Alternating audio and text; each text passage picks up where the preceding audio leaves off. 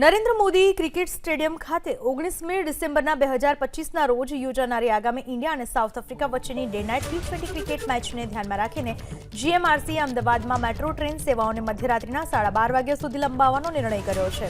અમદાવાદમાં metro train સેવાઓની હાલની સમયમર્યાદા સવારે 6:20 વાગ્યાથી રાત્રે 10 વાગ્યા સુધી છે।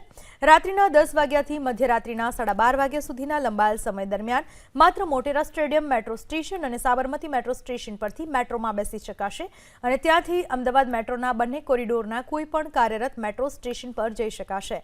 ગાંધીનગર જવા માટે મોટેરા સ્ટેડિયમથી સેક્ટર 1 સુધી રાત્રે 2 વધારાની મેટ્રો ટ્રેન મધ્યરાત્રિના 11:40 કલાકે અને મધ્યરાત્રિના 12:10 કલાકે ઉપડશે।